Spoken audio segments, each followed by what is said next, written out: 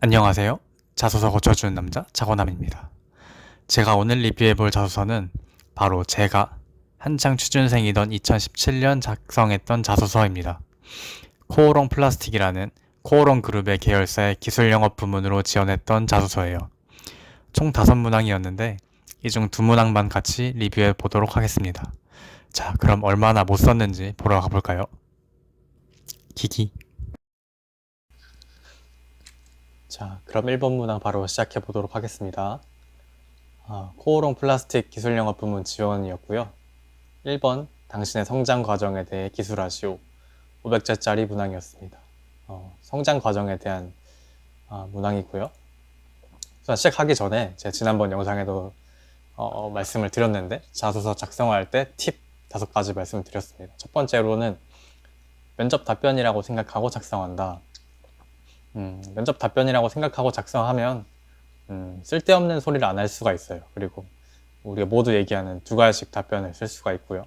두 번째에서는 소제목에서는 저는 소제목을 쓰는 걸 좋아해요. 왜냐면은 자소서에서 가장 중요한 거는 뭐 내용도 중요하지만 이걸 읽는 뭐 인사팀이라든지 현직자의 시선을 끄는 게 제일 중요합니다. 그 수많은 자소서 중에서 내 거를 좀 특별하게 보이게 하기 위해서는 소제목이 저는 필요하다고 보고요. 그리고 또 창의적으로 써야 하고 아래 내용에 주제를 포함할 수 있는 내용을 쓰는 게 좋습니다.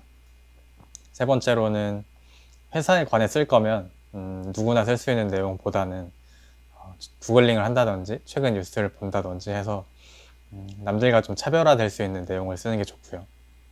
네 번째, 일관성을 유지해라는 한 가지 답변에서는 한 가지 혹은 2가지 주제를 얘기를 하는데 해당 내용이 왔다 갔다 하지 않고 일관성을 유지해야 보는 사람도 읽기가 편하고 좀 더 글에 대한 신뢰성을 얻을 수 있기 때문에 일관성을 유지해라 라는 팁이 있고요. 마지막으로 스토리텔링을 하게 될 때는 재밌는 소재로 예를 들어서 친구랑 놀러 갔다 보다는 동아리가 분명히 재밌을 거고 동아리 얘기보다는 인턴십 얘기가 재밌을 거고 인턴십 얘기보다는 해외 인턴십 얘기가 재밌을 거고 뭐 그러지 않겠습니까?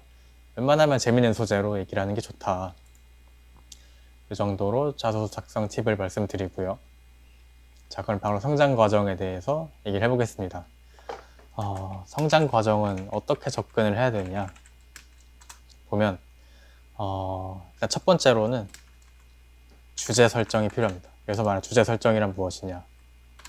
우리가 보통 생각하는 도전이라든지 협력 아니면 뭐 창의성 이런 주제를 설정하는 게 먼저고요.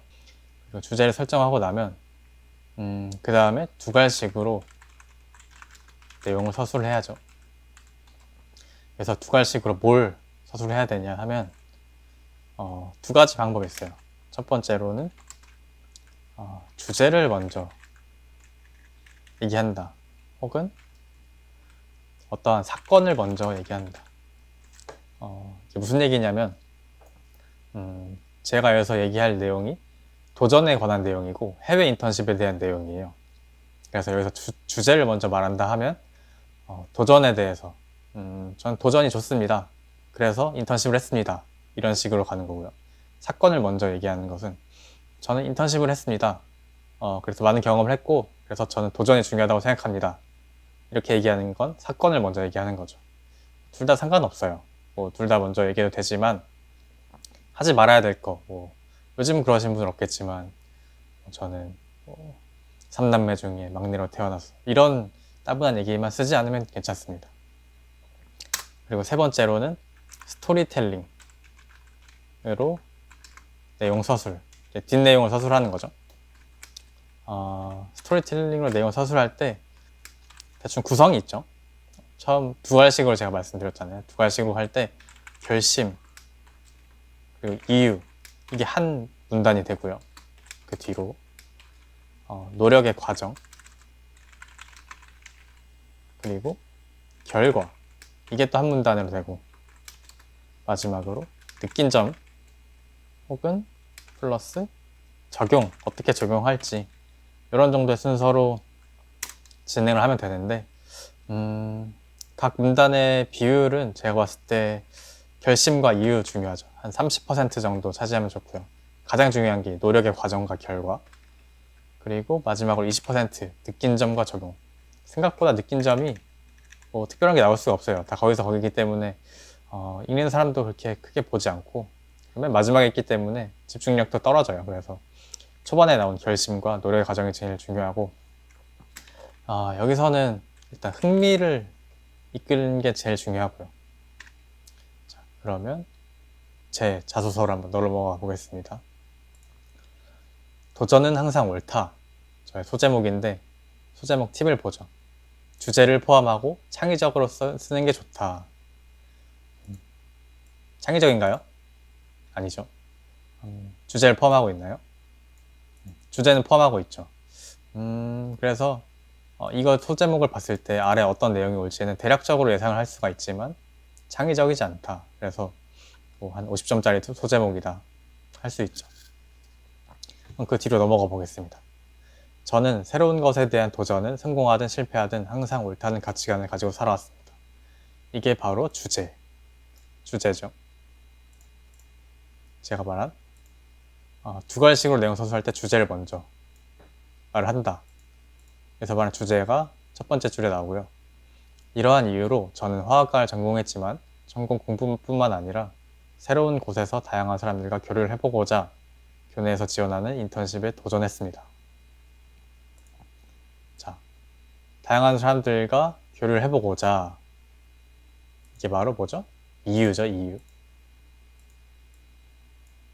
결심이 먼저 나오든 이유가 먼저 나오든 상관은 없어요. 문장만 매끄럽게 된다면 상관이 없습니다. 그리고 해외 인턴십에 도전했습니다. 이게 뭐죠? 결심이죠, 결심. 비율은 이 정도면은 30%가 조금 안 되는 수준이죠. 25%에서 30% 정도 되는 수준이고요. 그 뒤로 읽어보겠습니다. 첫 번째 도전에서는, 이 뒤로는 아마 노력의 과정이 나오는 게 맞겠죠. 첫 번째 도전에서는 영어 면접에서 떨어져 실패했지만 꼭 경험해보고 싶었던 해외 인턴이었기에 다음 기회를 위해 학원에 다니며 영어 회화 공부 집중해 했습니다. 제 도전 끝에 면접을 통과하고 해외 인턴십 기회를 얻을 수 있었습니다. 자, 요게 뭐죠? 요게 바로 노력의 과정. 그리고 재도전 끝에 면접에 통과하고 인턴십의 기회를 얻었습니다. 요것이 바로 결과. 그 뒤를 계속 읽어볼게요. 덕분에 저는 호주의 음료회사 마케팅 부서에서 인턴으로 근무할 수 있었고 호주의 편의점이 잘 분포되어 있는 점을 생각해 한국의 음료수 팩과 얼음컵을 판매한 서비스를 벤치마킹한 아이디어를 제안하여 매니저에게 좋은 평가를 받기도 했습니다. 이건 뭐죠? 이것도 결과. 여기서 한 가지 말씀드리고 싶은 점은 결심과 이유는 간단해도 괜찮아요. 근데 노력의 과정과 결과는 세세할수록 좋습니다. 그래야 읽는 사람으로 하여금 더 생동감 있게 글을 읽을 수가 있어요. 만약에 여기서 결과가 끝났다고 생각해보면 그래 얘는 해외 인턴십 붙었구나 라고 생각하고 끝날 수 있지만 이 뒤에 이런 얘기들이 나오면 얘가 진짜로 가서 많은 걸 했나 보다 라고 생각할 수가 있게 되겠죠. 그래서 노래의 과정과 결과는 그 당시 있었던 스토리를 짧게나마 쓰면서 어느 정도 세세하게 쓰는 게 좋다. 그래야 읽는 사람이 좀 더 생동감 있게 재밌게 읽을 수 있다. 그래야 좀 좋은 점수를 주겠죠. 이제 이 뒤에 느낀 점과 적용법이 나오겠죠. 이처럼 새로운 도전은 항상 새로운 경험과 성취감을 줍니다. 코오롱에서도 회사와 함께 성장하기 위해 도전을 멈추지 않겠습니다. 뻔하죠. 이런 거는 이렇게 한두 줄만 적으면 괜찮습니다. 이렇게 저희 1번 문항이 끝났고요.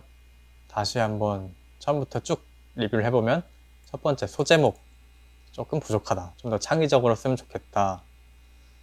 그 다음에 첫 번째 줄의 주제. 아까 말씀드렸죠? 주제를 먼저 쓰던, 사건을 먼저 쓰던. 먼저 뭐가 나오든 상관이 없지만 쓸데없는 얘기만 안 나오면 된다. 그래서 여기선 주제가 먼저 나왔습니다. 그 뒤로는 어떠한 결심을 하게 된 이유가 나왔고 그리고 결심을 했다는 결심이 나왔죠. 이게 아까 말씀드린 것처럼 뭐 어순이 어색하지만 않으면 뭐가 나오든 상관은 없습니다. 다만 이 한 문단이 짧게 하고 싶은 말을 빨리 하는 게 중요하죠. 면접에서 얘기한다고 생각하는 것처럼 면접에서 누구누구 씨는 성장 과정에 대해서 한번 얘기해 보실래요? 하면은 이게 딱 나와야 된다는 거죠. 저는 해외 인턴십에 도전한 적이 있습니다. 한 이유는 저는 도전이 중요하다고 생각하기 때문입니다. 뭐 이런 식으로 빨리 말하는 게 중요합니다. 그리고 그 뒤에 노력의 과정이 나와야 되죠. 그 뒤로는 결과. 저는 결과를 좀 많이 썼어요. 왜냐하면 자랑하고 싶었거든요. 칭찬받았기 때문에. 그리고 한 가지 말씀을 드리면 이 노력의 과정에서 면접에 떨어져 실패했지만 학원에 다니며 공부에 집중해서 결국 붙었다라고 나오지만 사실 한 번에 붙었어요. 붙었는데 한 번에 붙었다고 쓰면 재미없잖아요. 그래서 떨어졌지만 붙었다고 썼습니다. 여러분도 이 정도의 거짓말은 괜찮아요. 그럼 이렇게 첫 번째 문항을 마치겠습니다. 다음 문항에서 또 뵐게요. 안녕.